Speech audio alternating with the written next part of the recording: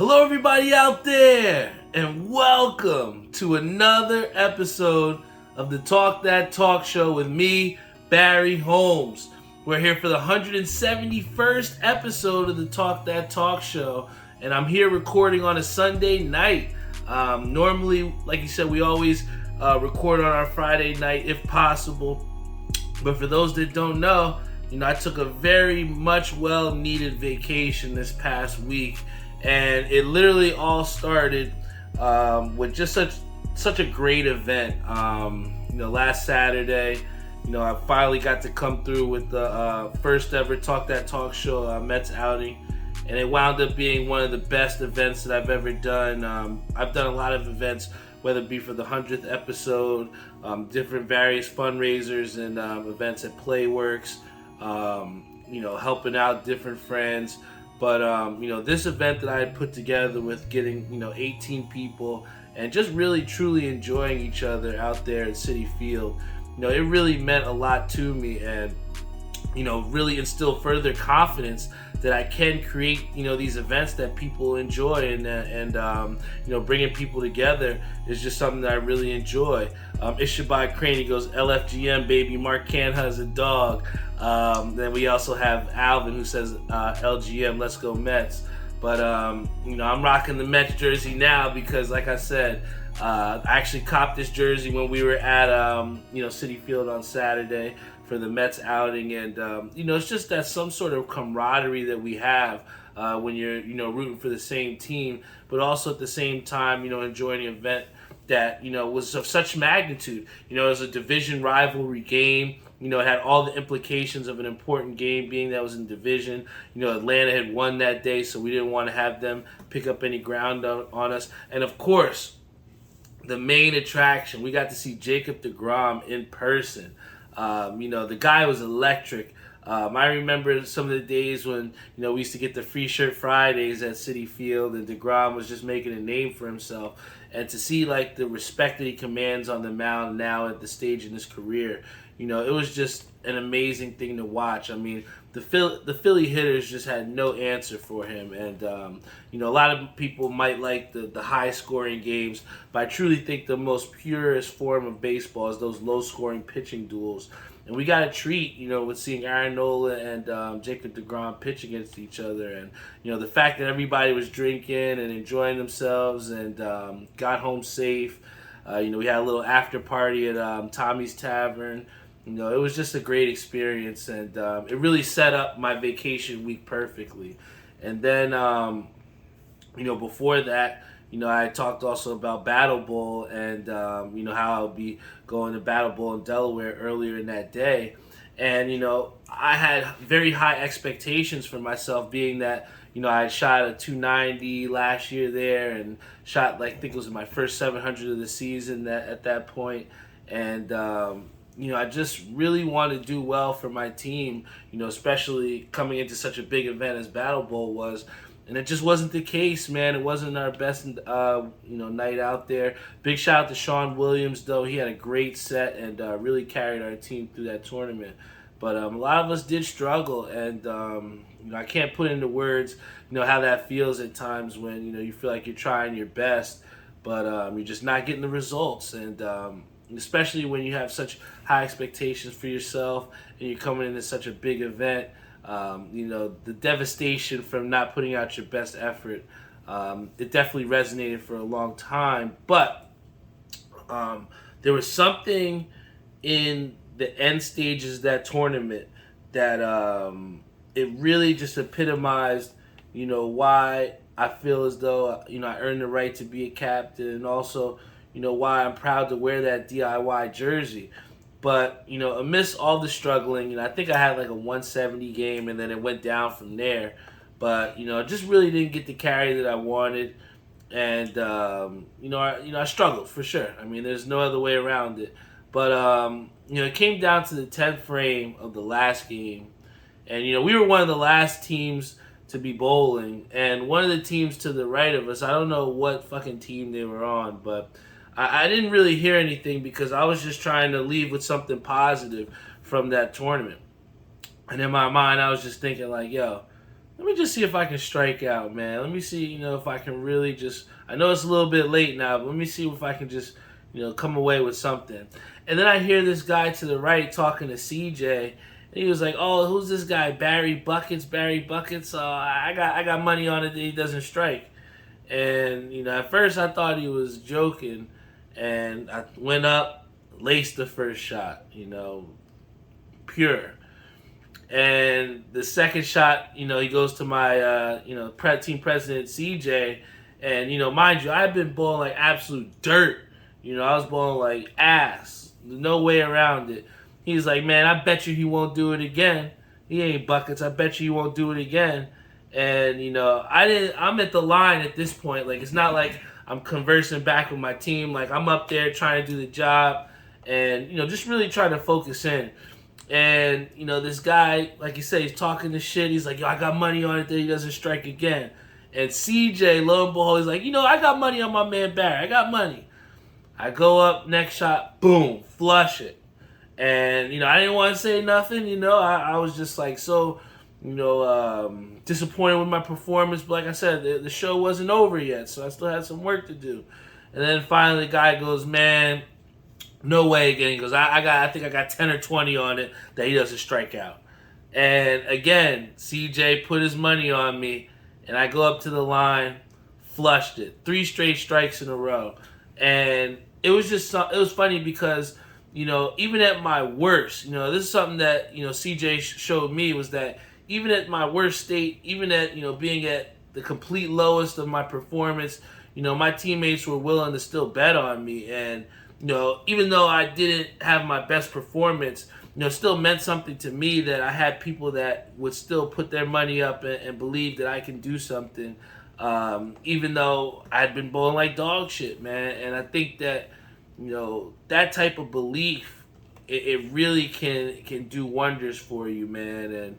And I just wanted to thank CJ, personally on this show. I did thank him on the phone on my trip, but that shit really meant something to me, to where I was able to take home something really constructive and can build on that. Like I said, when you have someone that believes in you, there's no telling what you can do. And even though I didn't have my best set, I was able to walk out of there on Saturday at Bowl-O-Rama, Saturday at Bowl-O-Rama, and I was able to come away with something constructive, man. And like I said, that led into the amazing outing that Tim Sikora was about. I just want to thank once again everybody that showed out. It was an amazing time. And, once that ended, that kind of really transitioned into me then going on my trip. And, it's really become a nice little annual getaway that me and Doc spent together where, we drove down, I think it was Sunday night, around like 8 or 9 o'clock. We left and took the 9.5 hour drive down to South Carolina. And, I know it was tough at some points. We had to switch off because, each other was getting tired. But, the exhilaration of finally completing the trip when you're down there. I think we had gotten some Cracker Barrel for breakfast, and it was maybe like 5 or 5:36 in the morning. But, there's something different about, that South Carolina air and that Southern air, man. It's just refreshing, and for us to, spend time on the beach and just truly enjoy, it was the time that my body needed to recharge, man. And, throughout the week, I was able to golf 4 times. For most of this summer, I haven't gotten a chance to golf as much as I've wanted to, because of different things that I've had in my way and, different goals that I've been trying to accomplish, scheduling conflicts. So it was just really dope to really step away and enjoy something that I've enjoyed for a long time, and getting out there and having a golf cart, not having to walk it, having your GPS in your golf cart and a cooler with ice in it that you don't have to bring. There's little things like that really made the golf experience dope. And I got to golf 4 different courses from Barefoot. Big shout out to Barefoot Landing. If you're ever in South Carolina, they have 4 different courses for me to choose from. I was able to golf the Dye course, the Norman course, the Fazio, and I think there was one more, Dye, Fazio, Norman, and I'll get back to it. I'm sure it'll come back to me. What was it? The Love course. That's what it was. But if I had to choose, I would say definitely the Norman course was the most easiest. It was a little bit wide open. Got some real beautiful views of the holes. And then I'd say the hardest out of those four was definitely Fazio. It was a lot tighter. The obstacles were a little bit difficult, but it was a good time to go out there. I saw something different with my golf game. Tried to get some distance on my drives, which took some strokes off the game. So it's good to be able to get back out there and hopefully come and revitalize my my interest for it when I come back here and find some time. We have Tim here who said, we had a great time at the game. What a deal it was. Can't wait for the second annual. And then Pop says, we did have a great time. Second annual game will be even bigger. For sure, man. And I kind of think of that same premise where, me and Jeffrey were talking about it, and I was like, I wonder if people are actually going to show up. Can I really get 15 people? And, it really just turned out to be such a great event, and I was so glad, once people started to file in and, believe that I could provide a great event. And along that same token, to where, with our DIY, bowling team, we're starting to get more people at practices. And, once you start something and are consistent with it, the buy-in from others outside becomes a little bit easier with the consistency that you put out there, man. So, I think that, with moving forward, just trying to stay in touch with people, to keep people updated with what's going on. That'll make it easier for us to make more events like this, and hopefully something different as well too. But also, while I was out there, I was eating very, very good. I'm gonna have to hit the gym. Theo's gonna have to see me at LA Fitness. We have to put in like some crazy cardio because I was eating very good in Myrtle Beach. But some of the places that I went to that you definitely have to try out. This place called Rio's. Doc wouldn't let me go twice. That's how good it was. I wanted to go twice. It was this like Brazilian steakhouse rodizio that, the meat pause was delicious. After that, or before that, another place I'd get you to try would be Umberto's. It was this Italian steakhouse that was fire. Was able to get this dish. It was called like steak scampi, and it was absolutely phenomenal. Then we went to this place called Hook and Barrel.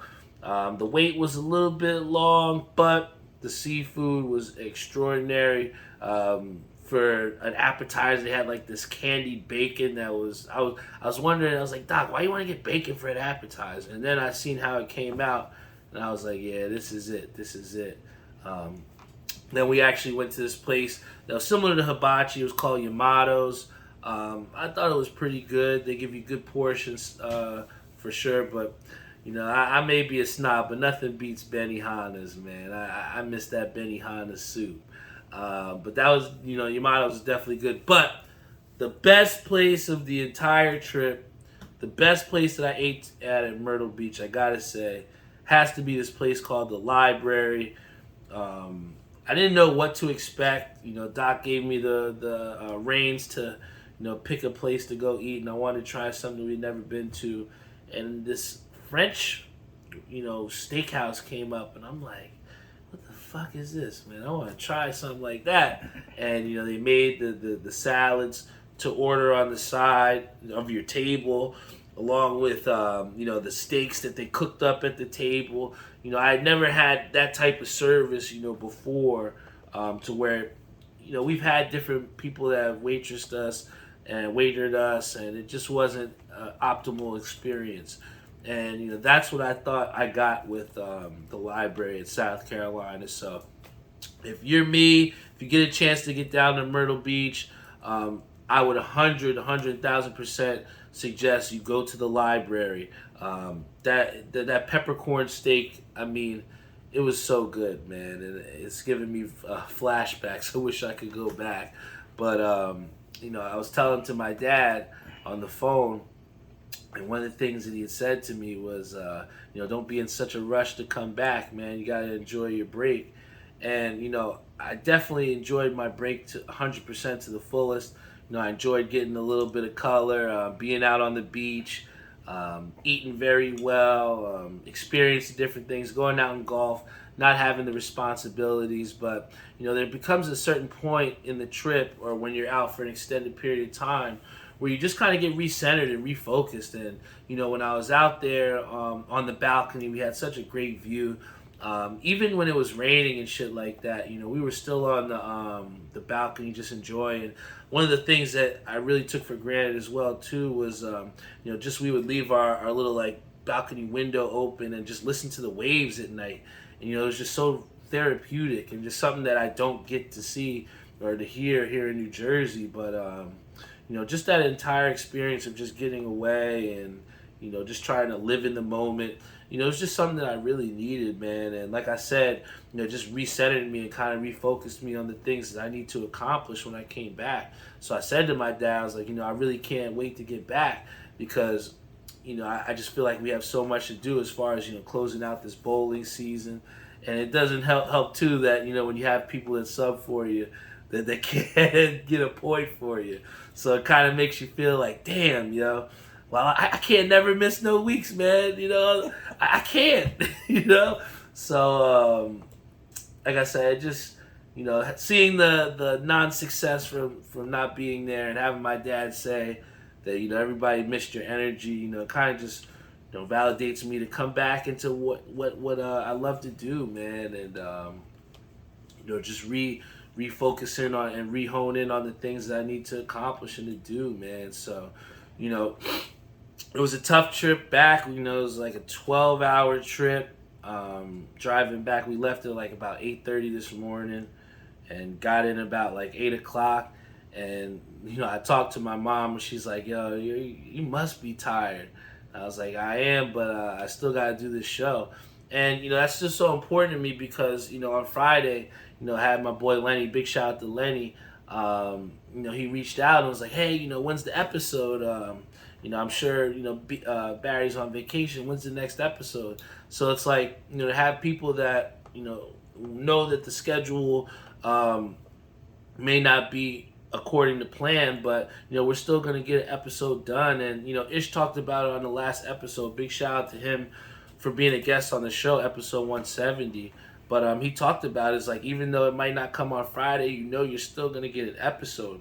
And it's that statement that he has and also the other people in the belief system around me that this show is going to happen and happen at a high, efficient rate. That's what drives me even when I'm super fucking tired right now. I could barely keep my eyes open.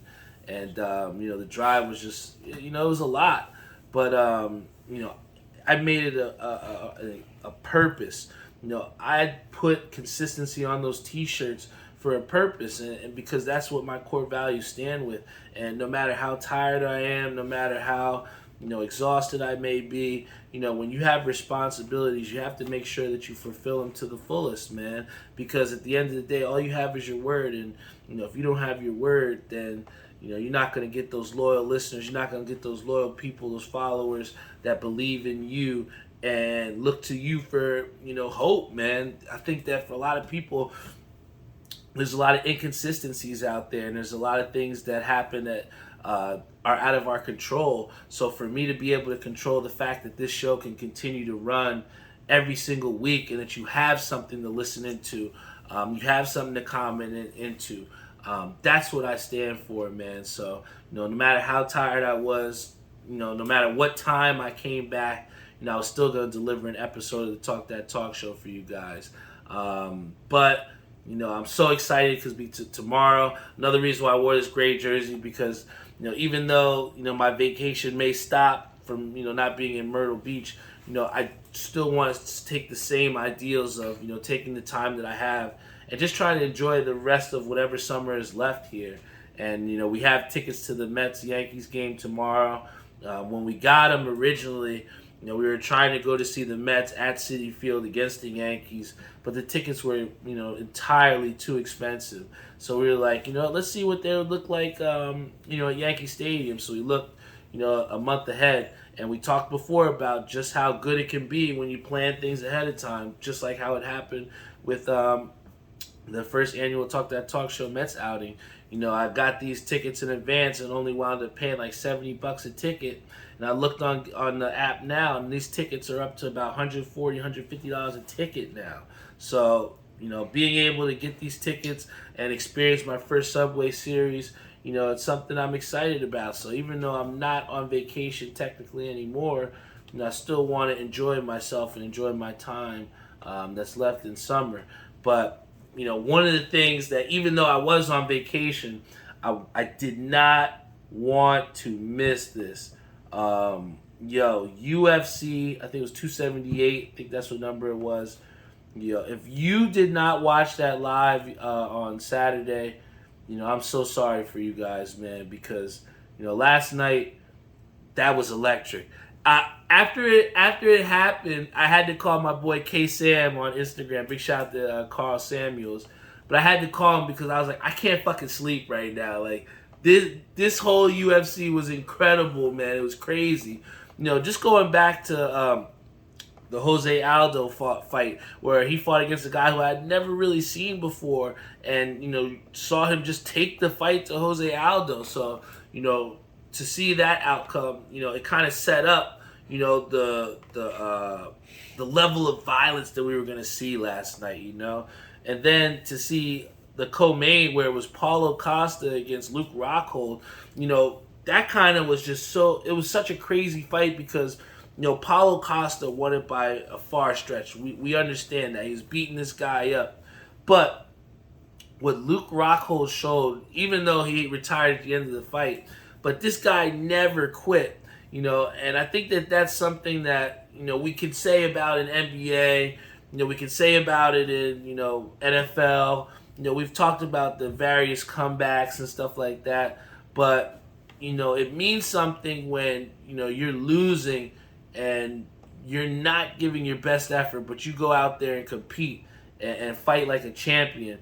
And that's what Luke Rockhold showed everybody, is that, at the end of the day, you got to be willing to go out on your shield, man. And to see this guy who was exhausted, mentally and physically beaten down, but he was still fighting and still going out there, getting nasty, throwing some powerful shots at Paulo Costa. And then at the end of the fight, winds up on top of him and rubs all of his blood on this dude. I mean, it was one of the sickest shits I've ever seen. But again, it was the fact that this guy never quit and just truly embodied the heart of a champion. The things that we feel define people that are great, the greatness, the heart of the champion. We saw that. And, it like just seeing that, it just built all the tension for, Usman versus Leon Edwards. And when I kid you not, I was so excited for this fight. I couldn't wait. I could not wait. I made sure when dinner was on, I was like, we got to get back to the condo so we can watch this, man. And sure enough, at the start of round one, I was like, oh, shit. They had just put the stat line as saying that people were 0-31 trying to get takedowns against Usman. And in the first round, we saw Leon Edwards get the takedown against Usman. So I was like, already I knew this was going to be a wonky fight. I didn't know what was going to happen, but I knew something wonky was going to happen. And the next 3 rounds, you just see Usman just beating this guy. I mean, Leon Edwards had his entire side pleading with him to throw the hands. Give yourself a chance, What are you doing, Leon? Like, he looked like a deer in the headlights for 3 rounds.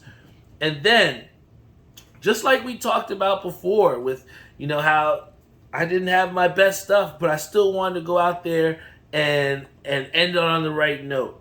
Similar situation with the Mets today, where, they're down, 1 run going into the 8th or the 9th inning, and they hit a go-ahead home run. You can never count these guys out. The heart of the champions, the comeback. And to see Leon Edwards in that stage, everybody that was watching that telecast knew this guy was going to lose. There was 50 seconds left in that fight, and he was getting pummeled. But we talk about not giving up on yourself. And in that telecast, the people, his body language, the fact that he wasn't looking his coach in the eye, he just looked dejected, like he didn't have a clue out there. And boy, were we wrong. You can never judge a book by its cover, because what Leon Edwards did in that last 50 seconds of a fight that he was destined to lose. He went to the depths of hell and pulled the devil out, man. This man set him up with a fake right that went to a left. So when Usman thought that the left was coming, he dipped down to the right to get out of the way, and he dipped right into a kick that took his block off. We have Al that said Edwards kicked Usman's face off, and that was something that we never thought would happen. This guy Usman was on the cusp of tying Anderson Silva's record, and one of the things that me and Carl had talked about was, does this put this down as one of the best, comebacks of all time? And he also says, this is what made Anderson Silva so great, because it's so hard to have 15, 16 UFC wins in a row. It's hard to defend your title 6, 7, 8 times in a row. Usman, regardless of what happened, is still pound for pound one of the best fighters on this planet.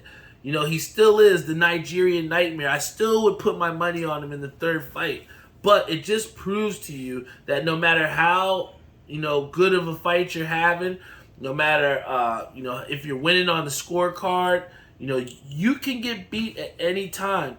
And I think that kind of extends to not just the combat sports, maybe not in that brutal of a fashion, but, even on the bowling lanes or even anywhere else in life. If you sleep on someone, or if you don't put exactly your maximum concentration to getting past this finish line, a lot of people, when they get to the finish line, they slow down. You know what I'm saying? They kind of cruise to it. They see the end in sight, and they kind of, bump it off a little bit. The last 20 seconds on the treadmill, you're like, oh, man, I'm almost done. All right. And then you have people that, see that 20 seconds left, and they want to go balls to the wall. They want to go, bust through the finish line. And I think that's what everybody should see here with the whole, Usman, Leon Edwards thing. When you see the finish line ahead of you, you got to run through it, man. You can't just coast to it. And not to say that Usman coasted through it, but that little second of lacking of concentration cost this man a potential legacy that would have lasted, and don't get me wrong, he still has that. But the fact of the matter is, with the consequences of what that fight was in terms of tying such a huge record, and then on top of that, not achieving that because of a last-second knockout that we can't say was lucky. He set the guy up. He hit him with a fake little feint right with a weak left that was literally not to hurt the guy, but to lead him into the kick that he was already thinking about. He set up 2 strikes to set up a 3rd strike. That's, how they talk about, being a shot ahead in pool. That guy was 2, 3 shots ahead in a combat sport when he was losing in potentially the only championship aspiration fight that he could have got. Because I tell you what, had he lost that fight to Kamaru Usman, like he should have, we would not have been talking about Leon Edwards potentially ever getting another title shot, because for 21 minutes, we watched this guy do nothing, all right? And that is what I think that a lot of these fighters, when they get into, highlight stages or these big-time fights, so far we see people with the deer in the headlights. They're looking for the perfect punch. They're trying to wait for the counter. But more oftentimes than not, when you bring the fight to somebody, when you force the issue, when you're moving forward, those seem to be the fighters, and those seems to be the competitors that continuously come out on top. So, my hat's off to Leon Edwards, because you can't help but feel for the guy. I'm a big Usman fan, but, to see this guy, teary-eyed, just pretty much proving all the doubters, look at me now. I think that's what he kept saying, look at me now. I don't know how you can say it in the Jamaican UK accent, but, it was powerful to see this man climb to the mountaintop against a guy that was so unbeatable. That just goes to show you, and whether you're Reese, whether you're my boy Jose Flores, whether you're my boy Jeff, there may be some obstacles out there that do seem unsurmountable. They may seem like you can't get past them. That the flood may be too big for you to swim over. But at the end of the day, you never know what you're capable of until you truly believe in yourself. When you believe in yourself to the fullest and fully invest your time, your energy, your soul to just, going forward in the right direction in a positive way, there's no telling what you can do. And, like I said, Kamaru Usman is a brutal, brutal champion. And I know, and that's one of the things of why I think this third fight is going to be so great, because when you see guys that lose their belt, when you see guys that leave the octagon, the look of dejection, hurt, agony, all the negative adjectives that you can think of, or what these guys look like and leaving the ring. When I saw Kamaru Usman walking out of the ring, this man looked demonic. He looked like he was excited, smiling, laughing, like he was ready to get back at it. Like, that's truly why I gotta put my money on Usman the next time they fight, because, at the end of the day, we can't say what Leon Edwards did was lucky. That's the one thing that I do not want to hear anybody say about in this Usman, Leon Edwards fight. Leon set him up perfectly with technical striking. That is what happened. And that's why the UFC is so dangerous. Anybody can get beat at any point in time. Just like in, baseball, the home run is the great equalizer. And just like in combat sports, the 1-2 is the great equalizer. And MMA could be that high kick. So, when you believe in yourself, there's no telling what you can do. So hats off to my boy Leon Edwards, man. You ruined a lot of parlays, I can bet. But, that about does it here for the Talk That Talk show. I've seen that the interests on Xbox have changed too, man. I was, ready to come back and see, who was on the Call of Duty. But, in my absence, I've heard that this Madden is the new game that everybody's hot and hip on, man. So, maybe in this week I'll see if I can get my hands on a copy, see if I can get some reps in, and see if I can give you guys my true review of maybe what Madden looks like, how I'm feeling about it. But I'm really interested to see what it's looking like. A lot of people are saying good things about it. My boy Jeff has been raving about the realism. The one thing that kind of makes me a little wary is that we say the same thing every year about Madden. We say the same thing about 2K every year about how different it's going to be. And then after a week or two into playing it, we're done with it and we just go back to Call of Duty. So, I am interested to see what is truly different in this Madden. So, that'll be hopefully my homework to you guys to see what I can find out for you all. But Reese says Madden is fired. Chiefs versus Colts. Let's get it. I might have to get that game in, Reese. I think Reese has gotten the better of me in years, but I got to get back to my old iUser pick days, man. I got to get some reps in. But I'm just so glad to be back at home. Had a great vacation, but I just wanted to come out here tonight with you guys and just show you, just how dedicated I am to this show. No matter what's going on in my life, you're always going to get an episode of the Talk That Talk show. This show means the world to me. It means the world that I have people that truly care about this show and want to see me succeed and want to listen to this show, man. So, I appreciate every single one of you, whether you tuned on at Instagram Live, Facebook Live, YouTube, Spotify, Google Podcasts, Apple Podcasts, Stitcher, iHeartRadio, you name it, we're on it. Check us out at talkthattalkshow.com. Like I said, we're going to keep building, keep growing, keep staying creative, and just staying consistent, man. I thank you all for being patient with me. I know we couldn't have the episode at our customary Friday time, but like I said, you keep rocking out with me, and I promise you're always going to get an episode of the Talk That Talk show every single week. All right, so thank you once again. Episode 171 is in the books. hit me up throughout the week. Let me know what you want me to talk about, and I'll give you a shout out. This show is just as much it is yours as it is mine. So, hopefully you guys are enjoying the content. I love each and every minute that I get to come out here with you all, and I'm just happy to be home. So, see y'all later, and once again, stay active, stay ready out there, and keep working hard.